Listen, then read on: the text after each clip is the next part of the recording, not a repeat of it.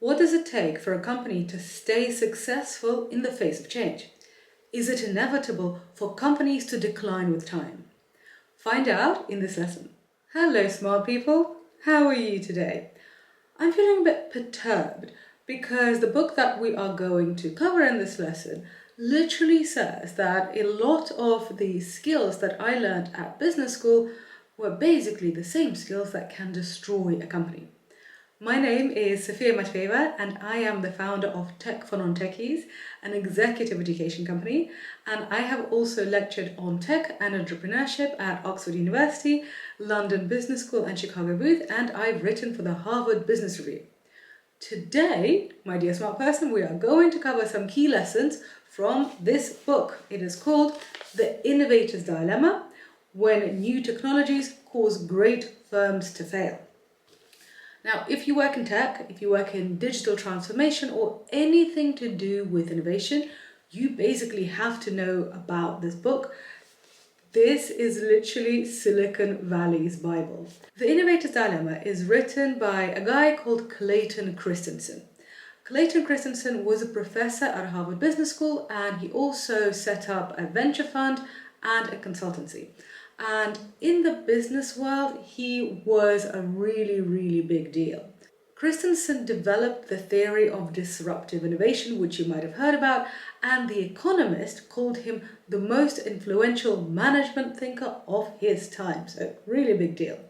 He passed away in 2020, and his ideas are still used as a guide by venture capitalists, by founders, and by companies that want to innovate. I'm going to be honest with you. I found this book quite hard to read. The prose doesn't flow, and yes, I know it's a business book, but I have read a lot of business books, and I have written a lot of business articles, and you can actually have decent prose in a business book. But anyway, I also personally didn't really enjoy the case study about excavators, which went quite deep, and as you can see, these are not hands for excavators. So if you pick up this book and you find it quite hard going, I've got you. I have made 2 lessons based on the book, so you can learn its main lessons and apply them to whatever you're working on, and also so you can feel confident when VCs or people in the innovation department are talking about it, because they probably will at some point. So the main question that Clayton Christensen asks is, what does it take for a company to stay successful in the face of change? And this book, so The Innovator's Dilemma, is not written for companies that are struggling. This book is written about companies that are really successful. And if you think about it, great companies, they're like empires. They rise, they seem all powerful for a while, and then they fall. So I'm thinking about, the Persian Empire, the ancient Greeks, the ancient Romans, and then also I'm thinking about Standard Oil, or I'm thinking about the East India Company, or Sears, kind of more prosaically. But not all of them fall, because look at JP Morgan. JP Morgan has been successful for a really long time, and they've weathered many storms and technological changes and economic upheavals, like the Great Depression, and also very different political administrations. So what can companies do to be more like JP Morgan and less like Sears? Well, paying attention to this lesson is a good start. The Innovator's Dilemma is divided into 2 parts. Today we're going to cover part 1, and next week we will do part 2. So make sure that you subscribe to the channel on YouTube or to the podcast to make sure that you get the next lesson. The main premise of the Innovator's Dilemma is that companies can do everything right and fail anyway. And now I'm going to read a quote from the book for you. The author talks about the demise of companies like Sears, which used to be at the top of their game, and also other great companies like IBM and Xerox, which missed huge market opportunities. So he says, the research reported in this book shows that in the cases of well-managed firms, such as those cited above, good management was the most powerful reason they failed to stay atop their industries. Oh dear God. precisely because these firms listened to their customers, invested aggressively in new technologies that would provide their customers more and better product, and because they carefully studied market trends and systematically allocated investment capital to innovations that promise the best returns, they lost their positions of leadership. Isn't that disheartening? Honestly, this makes me feel really sorry for all of those people at Sears, at Xerox, at IBM who worked and they did their best. They probably worked really hard. They didn't spend that much time at home. They missed out on lots of birthday parties, and still it was not good enough. And this is the most important message from this book, because even if you forget the rest of this episode and you forget the next one, just remember this idea that traditional business skills are not all-encompassing. If you're already working in a successful business, then congratulations. But what got you here won't get you there. So why does this happen? Why can you do everything right and still drive a big, rich, successful company into the ground? The first part of the Innovator's Dilemma answers this question. And that's what we're covering in this lesson. Next week, we're going to cover what to do about it, and that's the second part of the book. So why do great companies fail in the face of technological change? Well, let's have a look at reason one.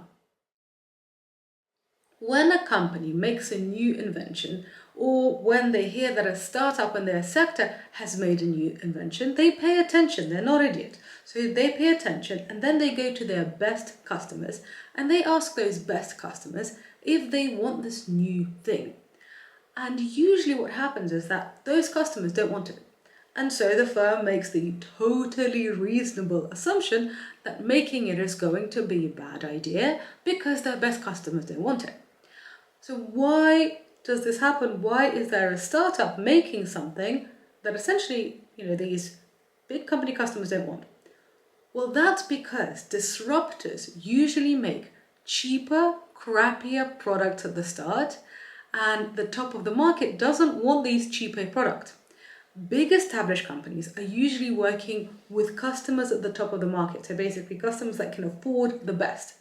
And they make products that are the most expensive to make, and also they sell at the highest margin.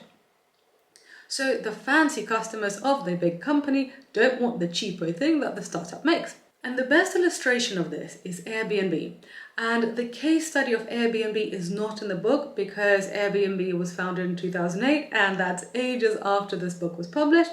But it is a great illustration of how the book's principles apply to businesses that most of you recognize.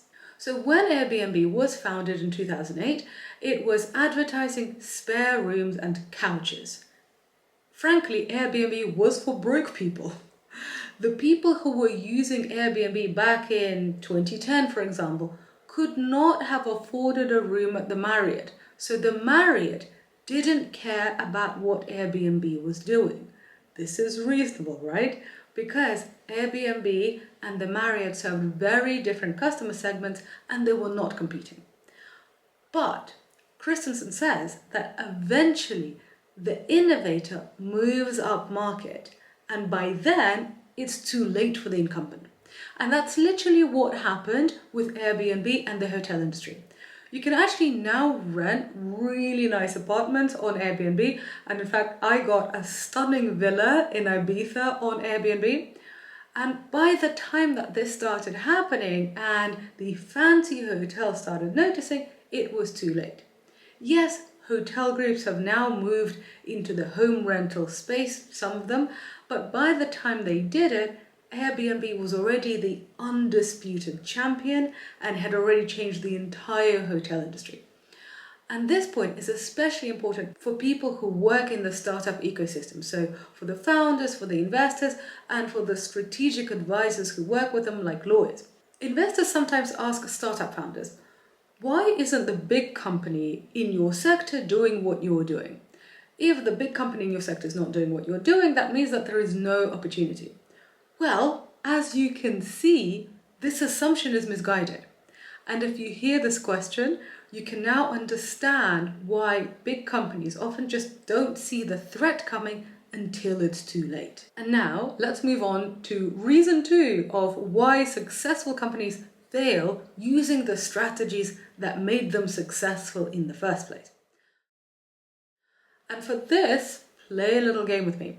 Let's imagine that you are the senior vice president at a large blue chip corporate and you run a big division of that company. So you get paid loads of money, you fly business class, and your college classmates are basically really jealous of you. So yay, well done. And your revenue target at work is $50 million per year. So basically you're in charge of a unit and that unit has to make $50 million per year. And for a large corporate, that's not really that much. But if you don't make that revenue target, you're going to lose your job. And so you're in this fancy big job and then you hear about a new innovation in the marketplace and you think it's cool. And then you want to see how it could work, and maybe you could even make it in your unit. Maybe it could actually redefine the industry. So you begin investigating. You run the numbers like any serious executive would. And what do you see? Well, you realize that the revenue from this new invention would be $1 million this year if you work really hard and if you're super optimistic. And also you see that the margins would be much smaller than for the thing that you're already selling. And then you think, well, even if I wanted to work on it, in the short term, doing so would be completely irrational. I could lose my job because, think about it, you only have 24 hours in the day, you have limited resources, and you have this massive target that you've got to hit. And you know that to make an entirely new thing would take a lot of effort. And you put in all of this effort and the reward wouldn't even be 1/50th, so it would be literally 1/50th of your target if everything goes perfectly right. So from this point, I just want you to see that it's super easy to make fun of the management of Blockbuster when they missed Netflix, or of Kodak when they dismissed the digital camera. But when you actually look closely at how successful companies are ran and the incentives that they have, it makes total sense.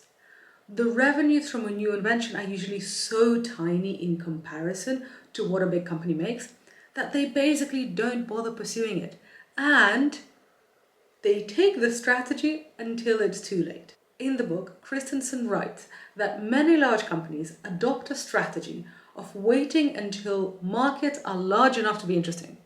And he says that often this is not a successful strategy. Waiting for a market to get large enough is not a successful strategy. And by the way, it's at this point that I've often seen people leaving really big, well-paid jobs in successful companies to pursue their own venture.